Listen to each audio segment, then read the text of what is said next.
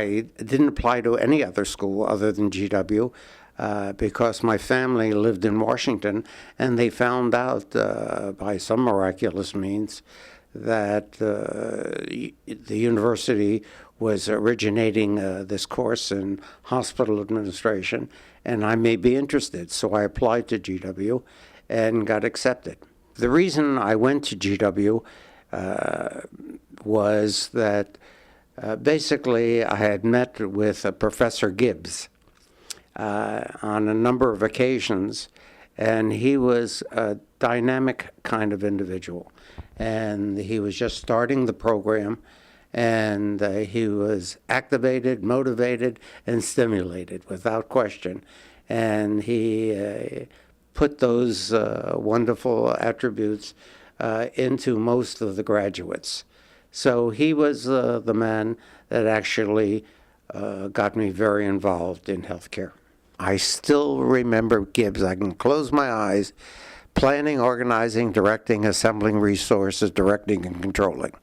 Now, how, other than my social security number, there are very few things that I can remember anymore. But he embedded those into my mind that I think, as I lay in my coffin, I think I could repeat this. And he thought that if you knew the processes of administration, that you could administer anything.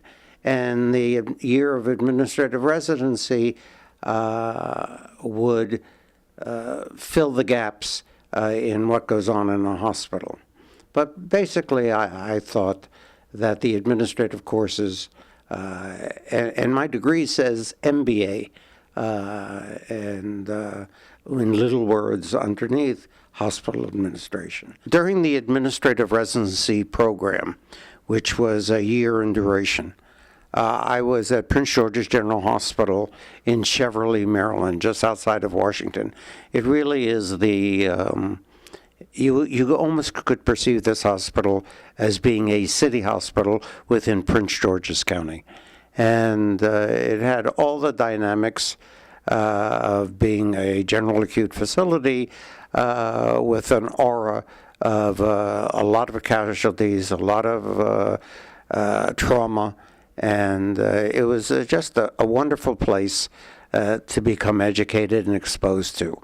So the administrative residency should never, ever be taken away from the course curriculum because it's hands-on, and you get an experience that you couldn't get from a textbook or a classroom. The residency I perceived as being very positive because you spend a whole year studying for the year that you're going to be in the hospital working on the relationships that you learned in the classroom. And this residency was very, very worthwhile. It cannot be duplicated. Money cannot buy that experience. Without the residency training program, you cannot be successful. It's an important ingredient, the most important ingredient on how to deal with people and relationships and what's important and patience. It's just a dynamic of individuals that just cannot be replaced. I can't figure out any way of avoiding the year of residency, nor should we.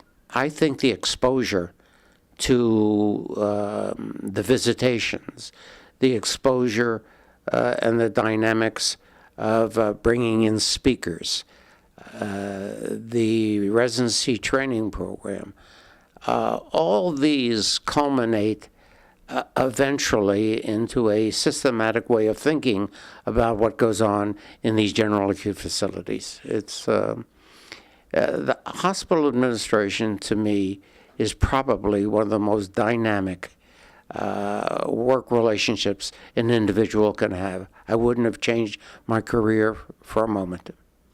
I think one of the highlights of my career, well, actually there are two highlights. I converted a rehabilitation hospital in the city of Baltimore to a general acute facility. It took me a year, and I converted it to a major affiliate of Johns Hopkins University after a little rearranging, and now it's probably one of the most successful hospitals in the city of Baltimore. And the other thing that I hold as a highlight in my career was that I was chairman of the Health Services Cost Review Commission, appointed by 2 governors in Maryland, and that lasted for 8 years while I was running my own hospital. So I was referred to as putting the fox in with the chickens, but that was an experiment that lasted now 32 years.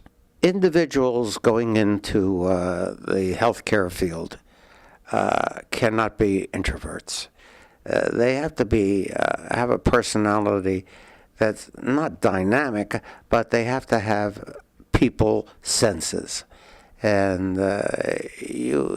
being a hospital or healthcare administrator is part of the ingredients of being a representative of major groups within the organization and being able to cross-fertilize in order to get to the goal of running the organization. It's a very difficult job. There's nothing easy. There's so many people pulling at you in so many different directions. But as long as there's one thing that you must keep in mind, at being a healthcare administrator, the person that you have to be accountable most to in any healthcare organization is the patient. Do what's best for the patient, and 9 chances out of 10, it'll be good for the organization. It's very difficult to figure out a candidate for a healthcare course, for the healthcare program, but I think it's very important that you have a broad background, that not just zeroing in on any one particular phase of healthcare, but whether you're a dentist or a physician or a technician or any other subsidiary in healthcare, I think the cross-section of what goes on in life today is very important. And the individual ought to be somewhat dynamic, plus having enough brains to figure out what's right and what's wrong. I would like to be remembered, I guess.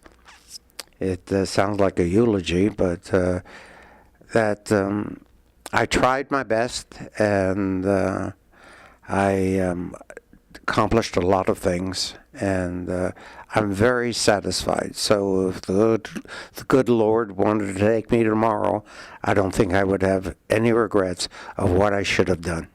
What's my professional advice to a student? Work hard.